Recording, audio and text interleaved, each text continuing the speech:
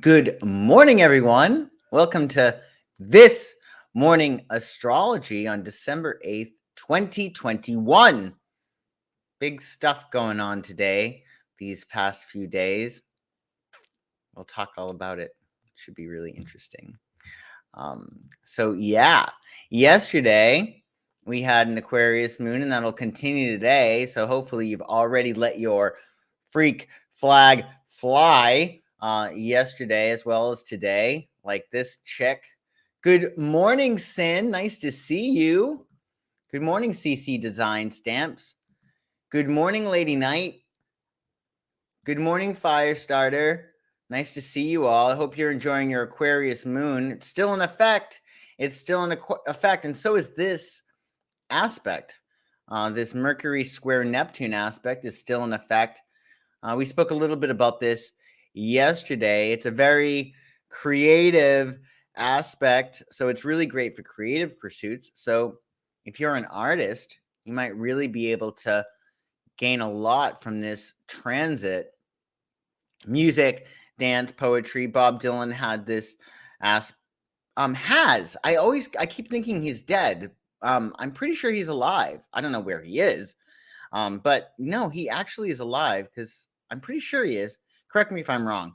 I think he's alive. I don't know why we haven't heard from him in a while. Good morning, Fran. Nice to see you. But other people who are musical actually have this aspect too, like Anne Murray. Anne Murray has it, or artistic. So Garth Brooks, he has it. Aaron Spelling had this. So did Mel Gibson, or does Mel Gibson, and Nathan Lane. And as we said, Audrey Hepburn, she also had this in her chart. Does the comet currently influence astrology? Not to my knowledge. We have enough going on in the stars. Good morning, Diane. Nice to see you. Good morning, Gloria. So this isn't a terrible aspect. It's just we have to just think more clearly with Mercury square to Neptune. You may want to just, think twice about your communications, what you wind up saying, because we can't unring a bell, unfortunately. So just be extra clear in your communications. If you're hazy or fuzzy about things, maybe don't click send on that email. You may also want to sleep on any important business or legal matters if you're in doubt, or seek a professional or a friend to talk to before signing on the dotted line. But yeah, this aspect is really good for escaping. And in some respects, really, escaping is really, really good, especially in terms of law of attraction, because you want to visualize what it is that you want. As Abraham Hicks might say, reality is overrated. So if you're focused on your current reality, it's sometimes difficult to create a new reality. So it's sort of like playing Twister, right? You got to keep one hand on the green, which is your current reality, and another hand on the red, which is, your ideal reality. So it's a really great day for creative visualization. So I would use that. Otherwise, we do have an Aquarius moon, and it is, or it would be, Jim Morrison's birthday. Jim Morrison's birthday. He would be 78 years old. Can we just digest that for a second? Jim Morrison would be 78 years old. Probably down the road from me at, what is it called? There's a place that, Riley's? No, Barney's Beanery. Barney's Beanery. That's down the road from me, and he used to spend quite a bit of time there. Good morning, Grandma Nay. Nice to see you. It's a good sunny morning here in Los Angeles, too. Thank you, Grandma Nay. Yeah, please mount the like button. Very important. But yeah, so it is the waxing moon still. So we're in that process of really creating that new story with wherever 12 degrees of Sagittarius is in your chart. But wherever you're looking for a new story, this is a great day to really think about it and maybe visualize, especially with that Neptunian aspect with Mercury on Mercury's day. It is an Aquarius moon, which is good for dreaming up ideals, social pursuits, creative projects, hanging with friends. That's a really great thing to do under an Aquarian moon, and doing something unusual. Letting your freak Flag, fly. Would he look better than the lead singer of the Rolling Stones? I don't know. That's a really good question. Good morning, Mom E. Nice to see you. Oh, you're thinking of reorganizing your craft room. I guess you could do that today. I wish you did it yesterday, Firestarter. Oh, not yesterday, because the moon was still in Aquarius. It was in Aquarius. It's a Capricorn moon thing, but you can do whenever you want, obviously. It could be fun. Maybe put on some music. Maybe put on some Jim. Put on some Jim Morrison. And that'll clean out your cabinets. You could actually change the words like, don't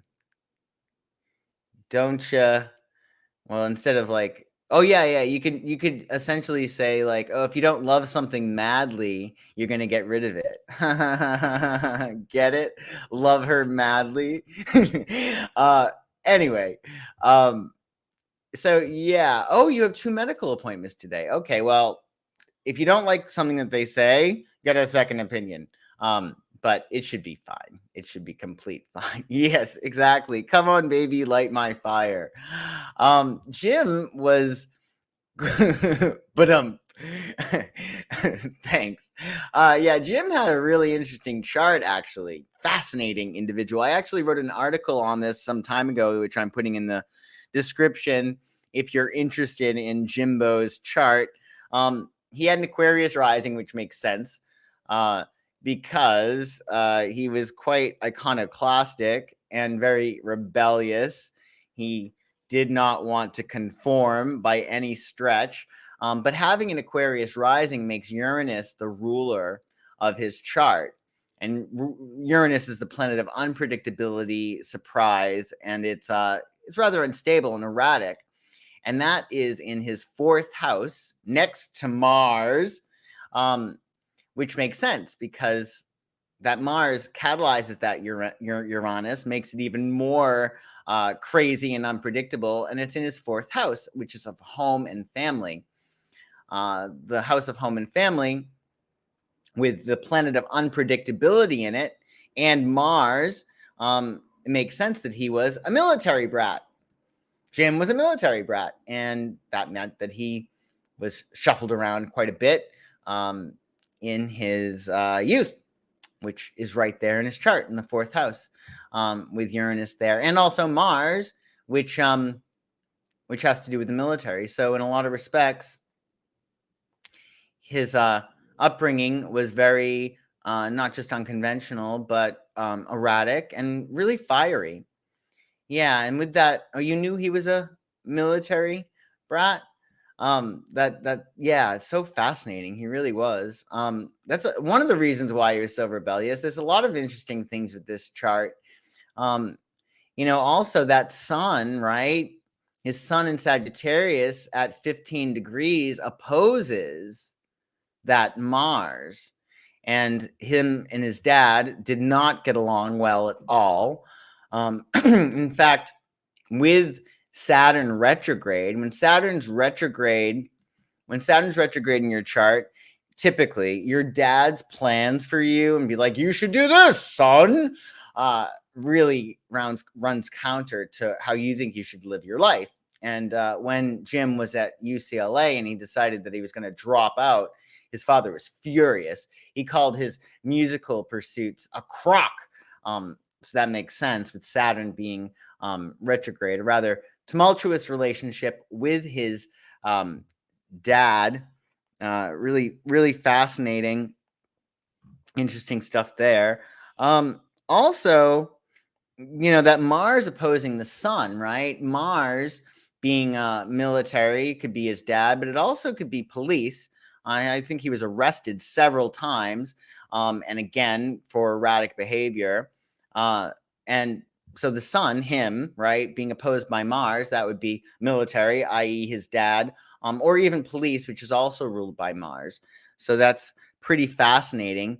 What's also interesting is that he has Mars retrograde in his chart. So when Mars is retrograde, it doesn't mean that you don't have Mars, that fiery drive and passion. He had it, but when you have Mars retrograde, it takes a while to get your motor running, which makes sense if you think about it, because early in Jim's career, he was so painfully shy that he actually had to sing his songs with his back toward the audience.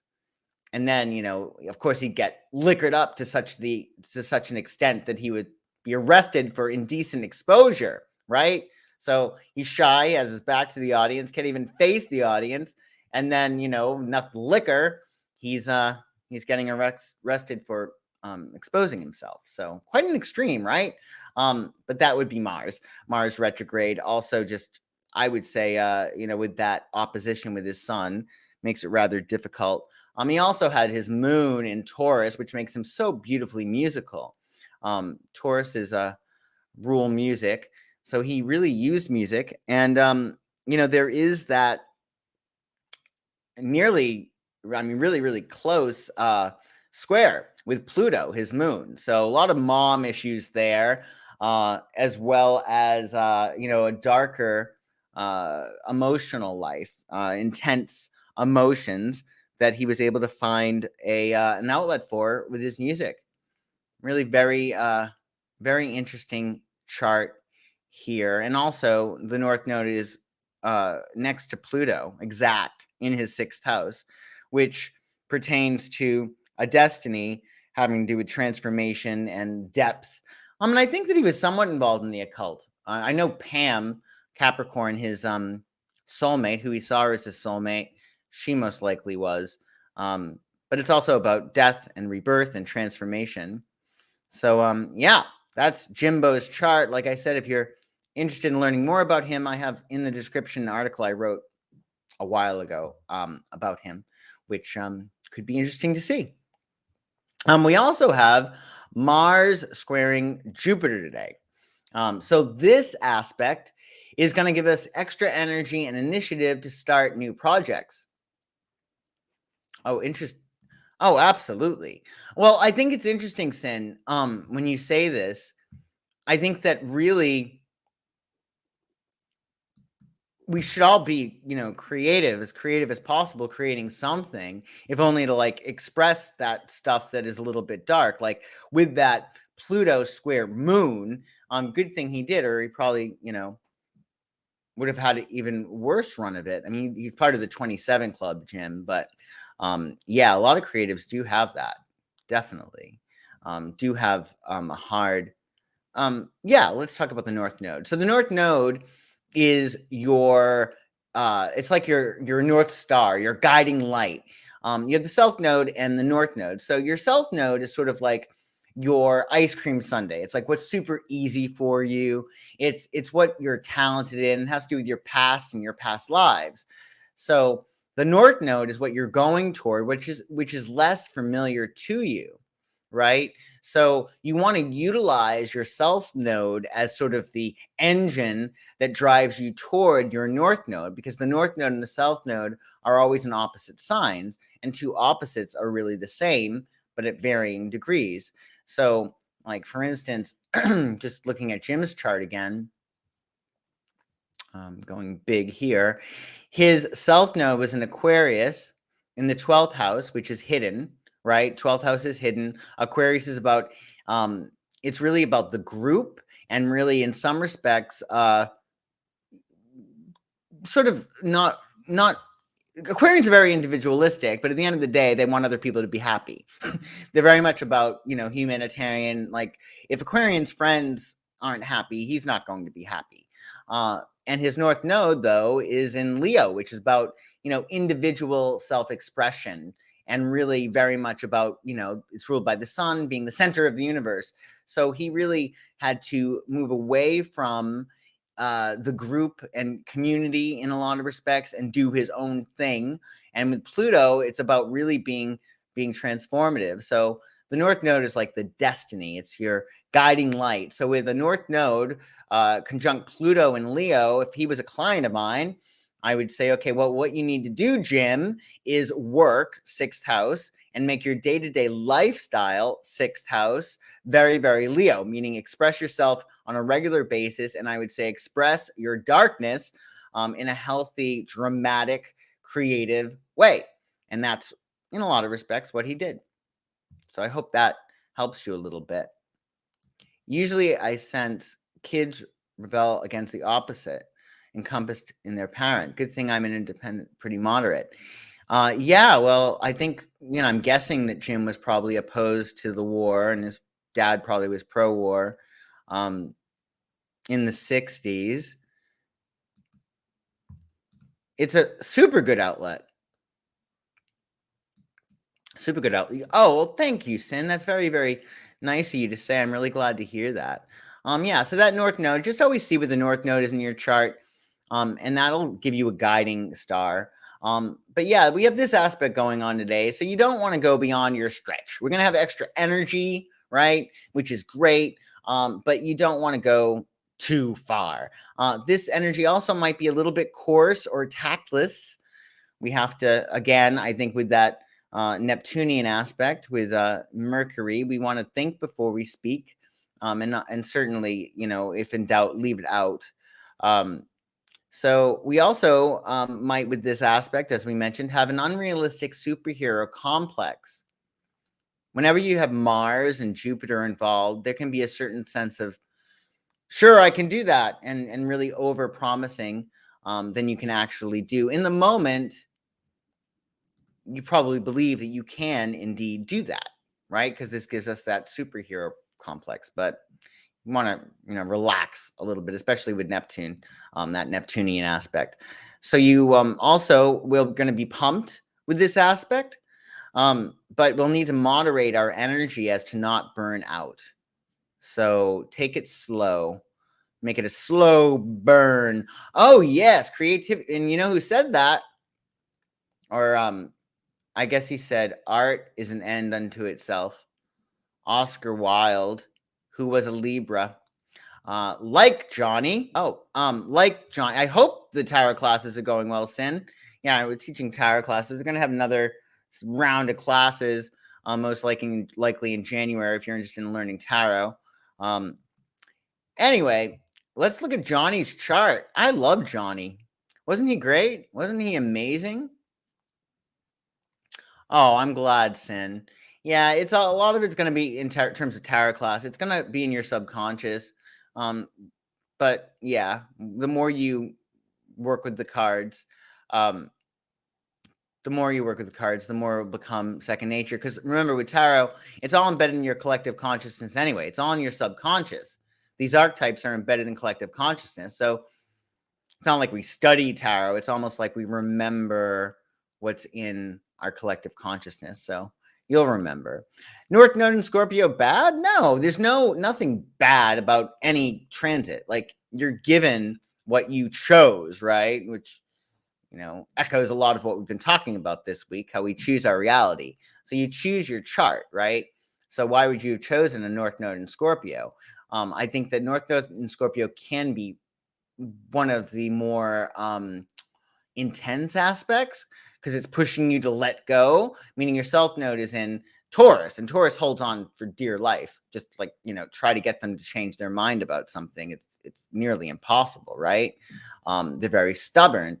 So Taurus is like holding on, right? So it's easy for you, if you have your South Node in Taurus, to hold on to things, to say, what's mine is mine, and be possessive. But the North Node in Scorpio would say, sharing and combining resources is your destiny, and allowing yourself to let go of things, and to also allow yourself to explore your emotional intensity. Because Taurus, which is ironic, is actually emotionally detached because it's ruled by Venus. Venus has no moons. So Taurus and Libra are both, ironically, emotionally detached signs. And Scorpio is anything but detached. They can amputate relationships, sure, but they are emotionally intense and feel everything to the nth degree.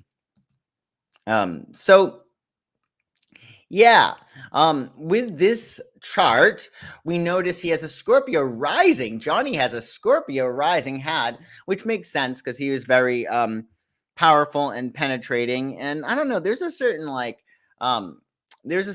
aspect of his personality that was a little bit edgy, I think, for a Libra. I always was surprised when I found out that he was a Libra. But anyway, Scorpio rising makes Pluto the ruler of his chart, right? Pluto is in the 9th house of broadcasting, right? So there's power, even though it's retrograde. Pluto, because it's a generational planet, Pluto is retrograde for a lot of people around this time, for years. But Pluto is about power, and the 9th house is about publishing and broadcasting, and he obviously did that. And that Pluto at 14 degrees Cancer actually opposes his moon and his Jupiter in Capricorn. So we see with that opposition, him being really good at one-on-one things, but also there is a certain level of I think control issues or power, right? Because it's an opposition. So an opposition can go two ways, right? Like it can be a nice tit for tat between you and somebody else, or it also can be like war, right? You against them. And there was a certain power dynamic that was going on with him and his guests. As I spoke about yesterday, he wouldn't talk to his guests, or so they say. He wouldn't talk to his guests unless they were live. Like he would ignore them. I think it's really funny, quite a control issue with that aspect.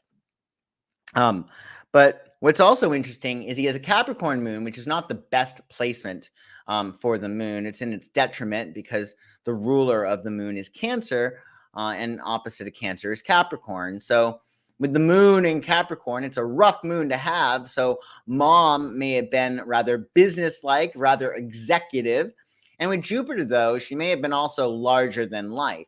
So although his mother's love may have been restricted, it was also her presence in his life was really, really big. And her influence was probably just gigantic, which helped to make him gigantic, of course. And this is an example of how squares get shit done.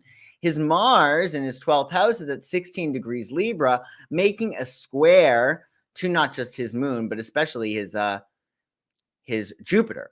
And that's really the aspect that we're talking about today. With this, Mars is square to Jupiter in the sense that squares get stuff done. When you have a lot of trines in your chart, we can take them for granted. And with squares, you're able to put together, and there's a tension between your drive, action, initiative, and your desire to expand. But obviously, he made this work. Squares get shit done. So, yeah, we have this aspect today, like Johnny. So maybe channel your inner Johnny Carson, and that could be really, really great. Oh, cool. Well, I'm glad. This is about my tarot classes. My unpaid surprise leave for 2 weeks helped me miss this. Oh, that's okay, Mom E. We'll have another round of tarot classes. Oh, I'm glad, Silvery Gray. That's very sweet of you. My gift of insight for a relative. Yeah, we have gift certificates. If you want gift certificates, in the description below. Oh, okay, so you miss Carson? I do too. Although I don't really remember him. I think the last episode was actually, I do remember his last episode, which I believe was in I think it was 1992 or 1991. And I remember that. Yeah, interesting. So, yeah. Additionally, in addition to that, let's like our video today if we can. Mount our like button and subscribe to my channel if you haven't already. And while we're at it, let's look at what is up for tomorrow. So tomorrow, we go from Aquarius Moon to Pisces Moon, or as I like to say, from Sybil Shepherd to Bruce Willis, Aquarius and Pisces respectively. Tomorrow, actually, we may look at their charts together because it's really very, very fascinating. Oftentimes we talk about in relationships, like these people were destined to meet.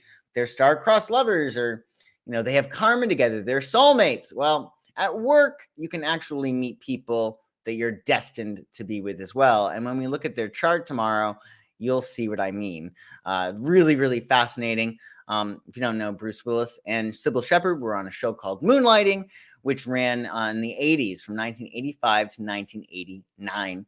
And Yeah, I thought it was amazing. I used to stay up late and sneak and watch Moonlighting because I thought it was amazing, especially her. I think she's great. Anyway, we have on Thursday, it being Jupiter's day, so it's all about expansion, and it'll be an Aquarius Moon early in the morning, and then Pisces at 9:53 a.m. EST. Was Moonlighting one of your favorite shows? Well, you'll have to come to tomorrow's episode. Excuse me, because we'll be talking about their charts together. So Pisces Moon tomorrow for most of the day. Imagination, subconscious, romance, dreamy, osmosis. So osmosis is so important, I think, under even our Mercury square Neptune today. Osmosis is important. And for those who don't know what osmosis is, I always describe it in terms of plants. If you take two plants, right, of different varieties, and you put them together, even though they're plants of different varieties, because they're in close proximity, they're going to start taking on each other's traits. Similarly, if you're reading something or you're watching something, whatever you put your attention on, it will grow and it will become a part of you. So that's why it's important to, balance your diet of things that you watch and things that you read, because osmotically you're getting it. I think it's especially important in regard to the news. Yes, exactly. And we're going to talk about that theme song and how actually it's so on the nose with what is going on with them astrologically. I mean, the whole thing is just a miracle, and we'll talk more about it. But yeah, your Pisces moon tomorrow should be good. Enjoy your Aquarius moon today. So yeah, I hope you guys are having a great day so far.